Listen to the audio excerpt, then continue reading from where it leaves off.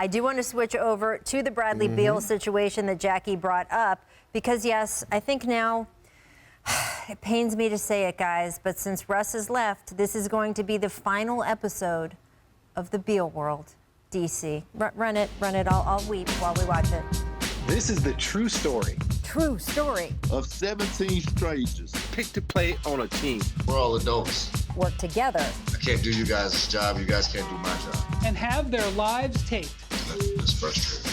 Find out what happens when people stop being polite. And start getting Beal. Final dog. The Beal World. DC.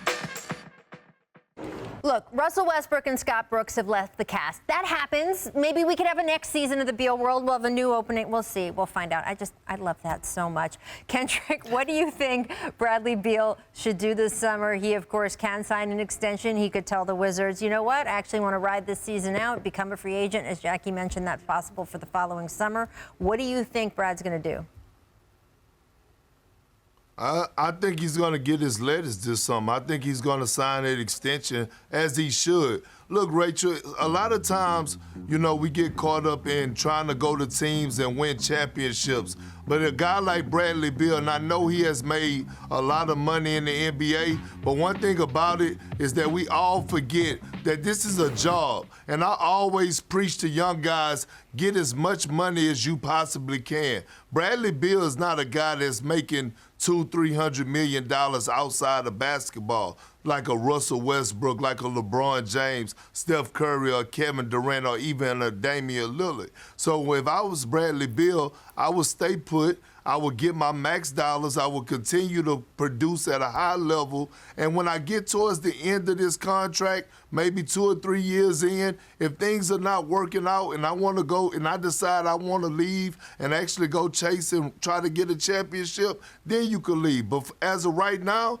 get your money. I cannot stop a guy for leaving $77 or $75+ million on the table. I would be a fool to be up here and give him that type of advice. I will say this, though, Perk. How long is Bradley Beal supposed to wait for things to turn around in Washington? I feel like that's the broken record we've been playing now for several seasons. Bradley Beal will get paid wherever he ends up.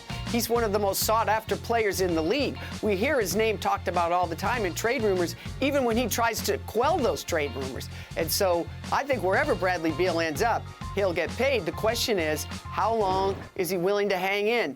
As you mentioned, Rachel, with Russell Westbrook gone now, Scotty Brooks gone, this is the last chance I think the Wizards have to prove to Bradley Beal they can build around him and build a team that can have success. Well, look, they did get some more flexibility to add some depth in that trade with Russell Westbrook. They brought in KCP, who, Perk, you know, him and Brad are very tight.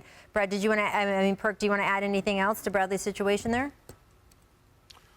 Yeah, well, I just wanted to comment to Jackie Mack, and I just wanted to tell her, look, Bradley Beal see what's going on around the league. He has a voice to speak up and ask if he want to get out of Washington. He's not saying that. So you have to take in consideration that we can't just put this on the Wizards organization. We got to put some of this on Bradley Beal. Maybe he's the guy that wants to stay there and get all the money that he possibly can and not worry about championships and go out there and just compete and perform at a high level and let the chips fall where they may. So, yes, although the Wizards need to do right by Bradley Beal also need to do right by Bradley Beal and saying what is it that he wants. And with the signs that he is showing me is that he wants to stay and get his money and play basketball and let it be what it be. Well, look, we talk about this all the time, right? That different players want different things, and the smartest players are the ones who know at least what they want, right? It's okay to want,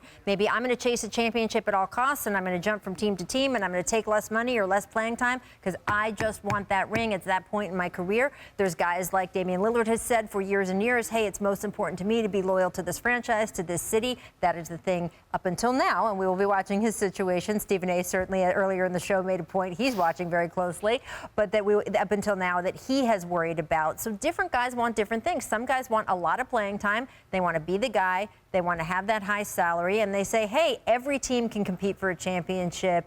A lot of teams say that they think they can get there. Only a few teams are left there at the end. I want to at least know that I got to play all the minutes everything that I wanted in this season, and maybe Bradley Beal is more there. All of those types of guys want to win. I want to make that clear. It's not that guys say, I don't care about winning, but we see the proportion change for different players. And to me, the smartest players are the players who know what they want and know what they is right for them, as opposed to what everyone else is chirping in their ear that they should be doing. Thanks for watching ESPN on YouTube. For live streaming sports and premium content, subscribe to ESPN+.